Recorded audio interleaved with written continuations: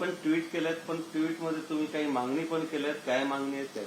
नाही, आमची विनंती आहे, कारण आता पंतप्रधानांची भेट काय अशीच सारखी सारखी भेट मिळत नाही. त्यामुळे महाराष्ट्रातल्या प्रश्नांवरती ते भेटायला जाणार आहेत असं समजतंय.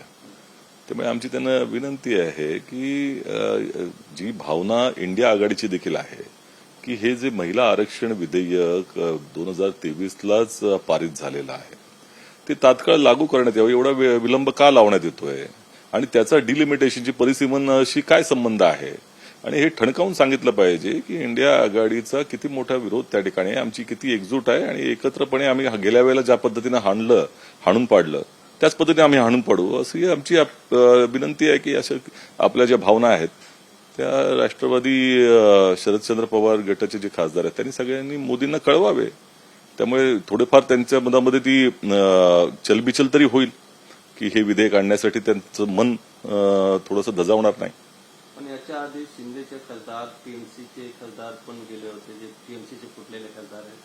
या गाठीमुळे डिमोलिशन विधेयक पुन्हा एकदा संसदेत सादर होणार आहे याची चर्चा पण होणार. असं आहे की काल जे पंतप्रधानांनी वक्तव्य केलं ते अत्यंत गंभीर आहे आणि निश्चितपणे त्या जे लोक पक्ष फोडून बाहेर आले, ज्यांनी एका मॅन्डेट जो जनतेने दिलेला मॅन्डेट धुडकावला आणि या संपूर्ण अनैतिक पद्धतीनं त्यांनी जो काही हा भ्रष्ट आचरण केलेलं आहे त्याच्या पाठीशी नरेंद्र मोदीजी आहेत असं तऱ्हेचं त्यांचं वक्तव्य आहे. आणि एकंदरच ज्या वेळेला न्यायालयामध्ये ही बाब प्रलंबित आहे, न्यायाधीन आहे, त्यामुळे कुठला संदेश पंतप्रधान पाठवतायत न्यायालयाला आणि न्याय व्यवस्थेला की मी यांच्या पाठीशी आहे म्हणून. त्यामुळे हे एक प्रकारचं धमकावणं झालं का हा देखील प्रश्न आमच्या मनामध्ये येतोय. त्यामुळे अशा परिस्थितीमध्ये पंतप्रधानांनी अशा तऱ्हेचं वक्तव्य करणं योग्य नाही आणि जंतर मंतर मधल्या आंदोलनाला ते सामोरे गेलेले नाहीत, शेतकऱ्यांच्या आंदोलनाला गेल्या वेळेला ते सामोरे गेले नव्हते. परंतु अशा जे काही फुटलेल्या खासदारांना किंवा फोडलेल्या खासदारांना ते भेटतायत हे आश्चर्यकारकच आहे. त्यांची भेट अशीच काही मिळत नसते.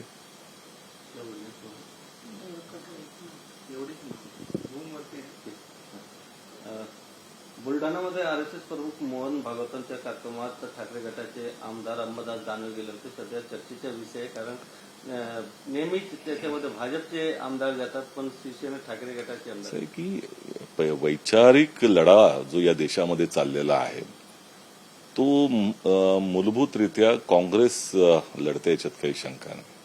आणि त्यामुळे या देशामधला संघाचा विचार हा हुकुमशाहीला अनुकूल आहे, हुकुमशाहीला प्रेरित करणार आहे किंवा हुकुमशाही आणणार आहे देशामध्ये. आणि ज्या पद्धतीचं आचरण या देशामध्ये मोदी सरकारच्या माध्यमातून चाललेलं आहे त्याच्यामध्ये कुठे ना कुठे संघाचा हात मोठ्या प्रमाणामध्ये आहे. आणि त्यामुळे वैचारिक काय संघर्ष चाललाय हा प्रत्येकाने समजून घेण्याची आवश्यकता आहे. प्रत्येकानं आपापल्या पद्धतीनं कशा पद्धतीनं त्यांनी विरोध करावा, काय पद्धतीनं त्यांच्यामध्ये जी काही आपल्या कृतीमध्ये आणावा हा त्यांचा प्रश्न आहे. काँग्रेस पक्ष हा लढा पूर्णपणे जाणतो आणि संघाच्या विचारांना आणि संघाच्या एकंदरच कृतीला काँग्रेस पक्ष ठामपणे विरोध करत आहे. सिन्नरमध्ये सध्या मोठं आंदोलन सुरू आहे समुद्री महामार्गावर खड्डे वगैरे याच्या विरोधात. सत्यजित तांबे यांना सध्या पोलिसांनी डिटेन पण केले आहेत, काय सांगणार? असं आहे की ज्या पद्धतीनं खड्ड्यांमधनं आपण भ्रष्टाचार वाहताना दिसतोय या महाराष्ट्रामध्ये, एक असंवेदनशीलता तर दिसते, परंतु अनैतिक कारभार किती मोठ्या प्रमाणामध्ये चाललाय हा दिसतोय. आज खड्ड्यांमध्ये पडून ही मृत्यू होत आहेत. भिवंडीला झाला, तुम्ही शहापूरला अशाच पद्धतीने झालं. समृद्धी महामार्ग आत्ताच तुम्ही काही कालावधीपासून केलेला आहे, सिमेंट कॉन्क्रीटचा केलेला आहे आणि मग त्याच्यामध्ये खड्डे कसे काय पडू शकतात. त्यामुळे भ्रष्टाचाराच्या दलदलीमध्ये हे कमल पूर्णपणे फुलवण्याचा प्रयत्न झालेला आहे. त्याचा जो कोण विरोध करतो तो विरोध दाबण्याचा प्रयत्न केला जातोय. त्यामुळे हे जनतेने देखील ओळखण्याची आवश्यकता आहे. हे संपूर्ण राज्य खड्ड्यात घालण्याचं काम हे भारतीय जनता पक्षाच्या आणि महायुतीच्या सरकारने केलेलं आहे. असा अजून प्रश्न आहे, मुंबई गोवा महामार्गाचे काम गेल्या अनेक वर्षापासून चर्चेचा विषय ठरलेला आहे. मनसे प्रमुख राज ठाकरे सुद्धा या महामार्गाची पाहणी पण करणार आहेत. काय अपेक्षा आहे तुम्हाला वाटतं राज ठाकरे यांच्या? ही तिढी आणणारा प्रकार आहे. मोदी आहे तो मुमकिन आहे असंच म्हणावं लागेल, कारण गेल्या 12 वर्ष यांचं सरकार आहे. एक महामार्ग त्यांना पूर्णपणे त्या ठिकाणी करता आलेला नाही, मुंबई गोवा सारखा. आणि विकसित भारताच्या गप्पा मारतात ते. त्यामुळे हा जो काही विरोधाभास आहे किती मोठ्या प्रमाणामध्ये आहे. एकंदरच ही अकार्यक्षमता, भ्रष्टाचार, अनैतिकता या सगळ्याची उदाहरणं कुठे पाहायचं असेल तर ते मुंबई गोवा महामार्ग आहे. आणि त्यामुळे आज ज्या पद्धतीने खड्ड्याने चाळणी झालेली आहे, यांच्या चरित्राची देखील भारतीय जनता पक्षाच्या चरित्राची अशीच चाळणी झालेली आहे.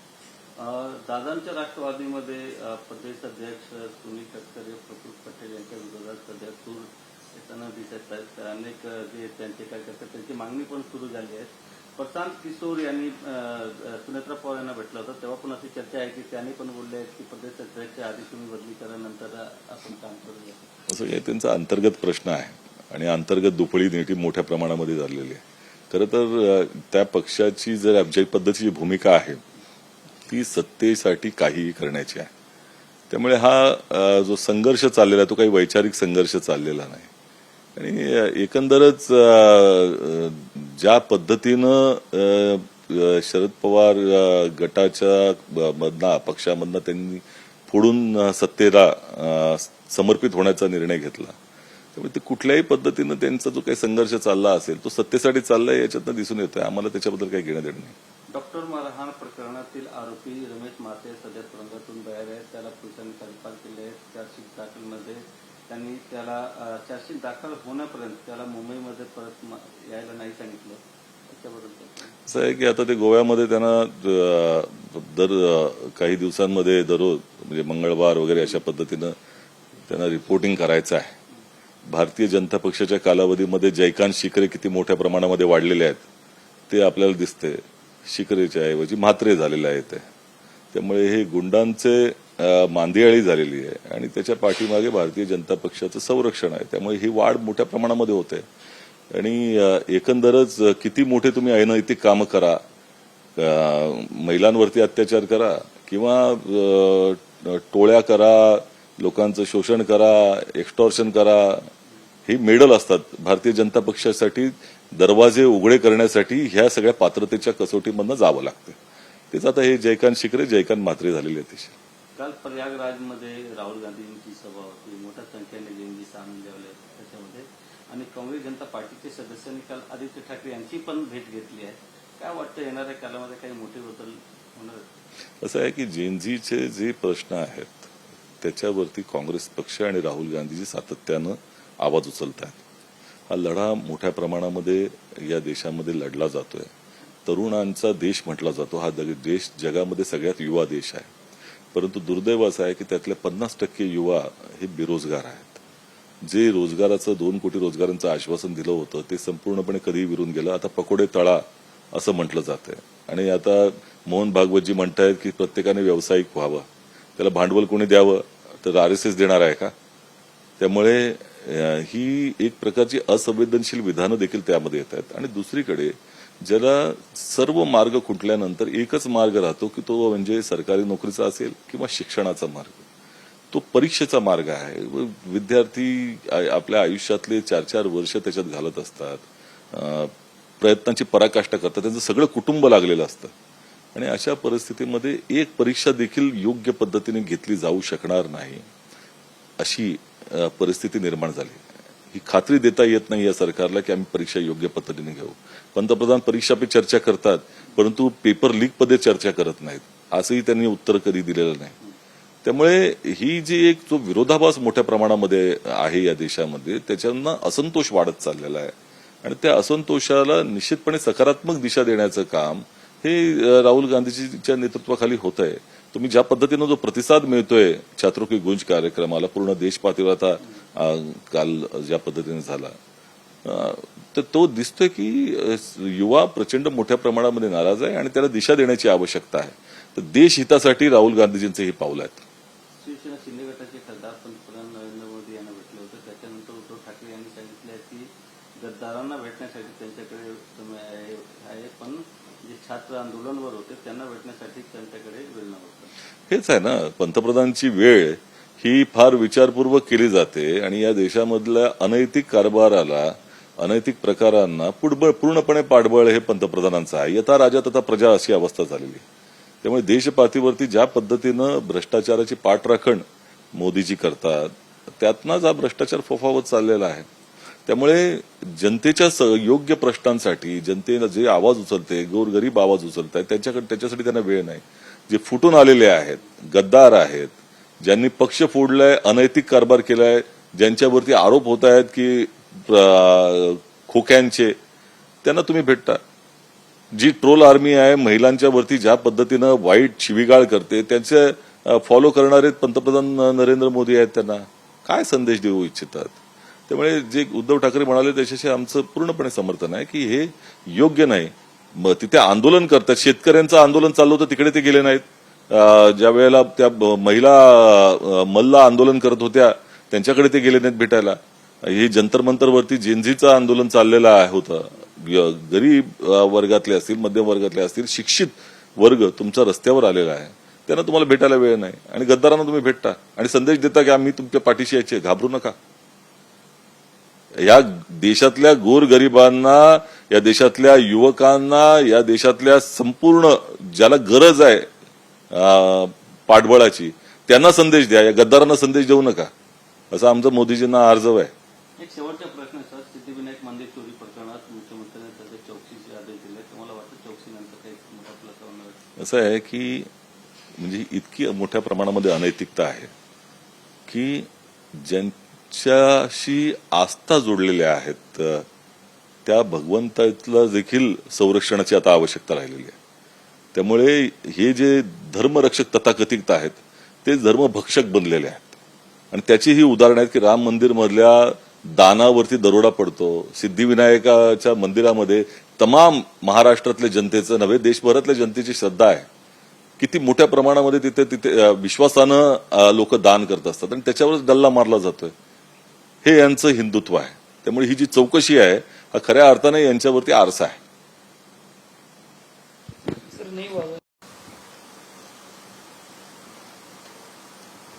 क्या वो और कल सर क्या फायदा आपको?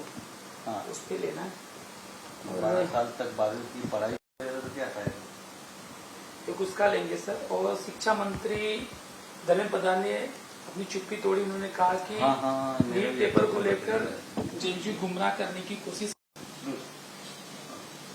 जेएनजीची दिशाभूल करण्याचा प्रयत्न झाला. राजीनाम्यानंतर धर्मेंद्र प्रधान यांनी पहिली प्रतिक्रिया दिली सर. जनतेची दिशाभूल करण्याचा प्रयत्न झाला निश्चित आहे, परंतु तो भारतीय जनता पक्षाकडनं झाला. त्याच्यामध्ये नरेंद्र मोदीजी आहेत, अमित शहा आहेत आणि हे धर्मेंद्र प्रधान देखील आहेत. कारण ही जी मागणी सातत्यानं होत होती नीटच्या परीक्षेच्या संदर्भामध्ये, अगोदरही 2024ला यांनी विधेयक आणलं होतं. अगोदर सातत्यानं म्हटलं गेलं होतं की आम्ही नीटच्या परीक्षा नीट घेऊ. ही दिशाभूलच होती ना. आणि त्यामुळे ज्या वेळेला एकंदरच कडेलोट होतो भावनांचा की हे तुम्ही करूच शकत नाही आहात, तुम्ही जाणीवपूर्वक त्या लोकांना पाठीशी घालत आहात, त्यावेळेला या भावना येतात. त्यामुळे आता जेएनजीची दिशाभूल नाही, जेएनजीला प्रॉपर दिशा मिळालेली आहे हे लक्षात घेतलं पाहिजे. भाजपा आणि धर्मेंद्र प्रधान नरेंद्र मोदीची दिशाभूल करत होते आणि आताही करतात. आणि माझा ठाम आरोप आहे आमचा की ज्या पद्धतीनं आता जेएनजीचं आंदोलन हे यांना सहन झालेलं नाही, यांच्या पायाखालची धरणी त्या ठिकाणी गेली. त्यामुळे या जेएनजीच्या विरोधामध्ये काही आंदोलन करवण्यासाठी भारतीय जनता पक्ष फूस घालतोय. आता आमच्या इथे काही पोस्टर देखील लागलेले आहेत की मी जेएनजीच्या नावानं, निनावी पोस्टर, की नाही आम्ही जेएनजीच्या प्रश्नाबरोबर पण आहोत आणि सरकारला देखील समर्थन करत आहोत. हे कुठलं बघ येतं? अशा तऱ्हेची कुठली संघटना नाही की जी निनावी पद्धतीने लावेल. काल मोर्चे चालले होते. हे भारतीय जनता पक्ष आपल्या पद्धतीने नॅरेटिव्ह तयार करायचा प्रयत्न करतोय. जनतेमध्ये गेलेली पत ही सांभाळण्यासाठी या स्तरावर चाललेला आहे. त्यामुळे दिशाभूल नाही, जेएनजीला योग्य दिशा मिळालेली आहे आणि आता तुमची ही जे सिंहासन आहे ते आता डोलायला लागलंय. त्यामुळे अशा तऱ्हेची विधानं येतात.